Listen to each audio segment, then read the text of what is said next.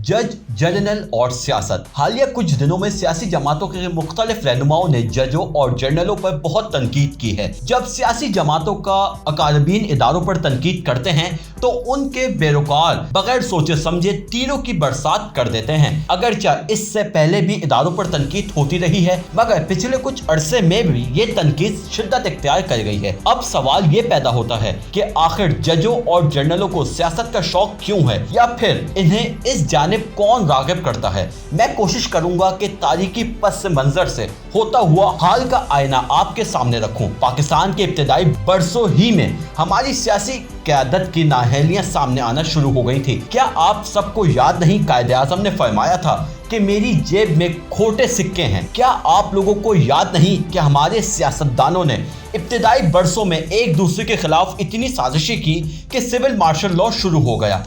आखिर civil bureaucrats को किसने रास्ता दिया?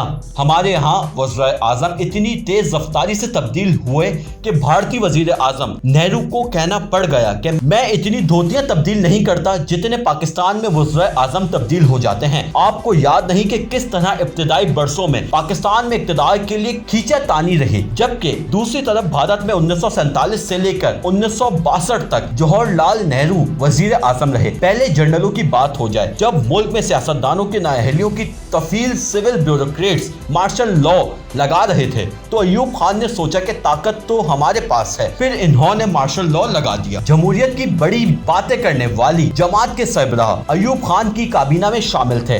अदलिया पर बात मौलवी तमीजुद्दीन केस से शुरू हुई। 1970 के इलेक्शन के नताइज के मुताबिक शेख मुजीबुर रहमान 161 सीटों के साथ अक्सरियत से जीते, मगर 81 सीटों वाले भुट्टो ने इस वक्त की इस्टेब्लिशमेंट के साथ मिलकर शेख मुजीबुर रहमान को इक़्तिदार हासिल ना करने दिया। 1971 के बाद वो कौन था जिसने जनरल गुल हसन को बंद करके टक्का खान को आर्मी चीफ बना दिया? इसमें सिर्फ यही बात थी कि टक्का खान मेरा वफादार है, जिसने जूनियर ज़ियाउल हक को आर्मी चीफ बनाया। फिर आपके और जमहूरियत पसंद लीडर ज़ियाउल हक दौर में परवान चढ़े। फिर वो कौन था जिसने जनरल आसिफ नवाज को तंग कर रखा था, और वो कौन था जिसने सेंट्रल जनरल अली कली खान को छोड़कर जूनियर परवेज मुशर्रफ को आर्मी चीफ बनाया?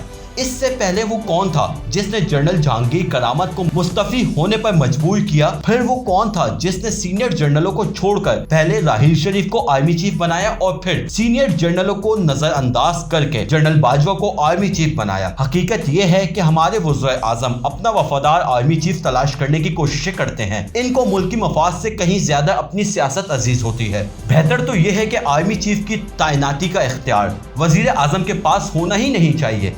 जो भी सीनियर तरीन जनरल हो वो आर्मी चीफ बन जाए। जब वजीर आजम के पास आर्मी चीफ की तैनाती का इख्तियार होगा और इसे चॉइस भी दी जाएगी तो वो अपना वफादार तलाश करने की कोशिश करेगा। इसी तरह पहले 5-7 जनरल भी वजीर आजम की नजरों में अच्छा बनने की कोशिश करेंगे। अगर सीनियर तरीन जनरल आर्मी चीफ बन जाए तो कोई भी जनरल सियासतदानों की तरफ ना देखें बल्कि सियासत की तरफ ही ना देखें। तो बेहतर हल यही है कि आर्मी चीफ की तैनाती का इख्तियार वजीर आजम से ले लिया जाए। हमारी अदलिया से वाबस्ता लोग मिसालें देते नहीं थकते कि हमारे यहाँ बड़े काबिल जज रहे हैं। इन काबिल जजों में वो हमेशा जस्टिस M.R. कियानी, जस्टिस कार्नेलिस और जस्टिस पटेल का तस्करा करते हैं। अब कोई इनसे पूछे कि ये तीनों जज वकालत के रास्ते नहीं आए थे बल्कि ये तीनों ICS ऑफिसर्स यानी ब्यूरोक्रेट्स थे। इस जमाने में सिविल सर्विसेज के पहले नंबरों पर आने वालों से पूछा जाता था कि आप इंतजामिया में जाएंगे या अदलिया में। 1971 के बाद एक खास वक्त तक बड़ी तादाद में जजेस छोटी अदालतों से आला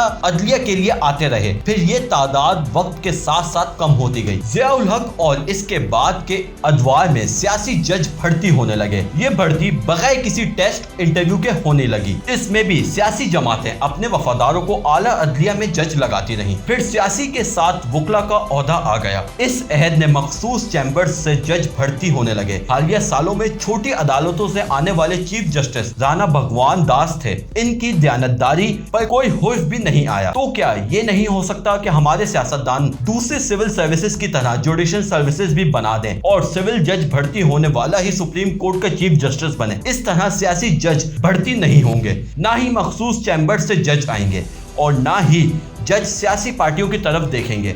میرے نزدیک سارا قصور ہماری نااہل سیاسی قیادت کا ہے، ورنہ آرمی چیف کا مسئلہ بھی حل ہو سکتا ہے اور اعلیٰ عدلیہ کا بھی، مگر اقتدار اور مفادات کے کھیل سے سارا نظام برباد کر رکھا ہے۔ اب نئے نظام کی ضرورت ہے۔ بقول اقبال، آئین نو سے ڈرنا، طرز کہن پر اڑنا، منزل یہی کٹن ہے قوموں کی زندگی میں۔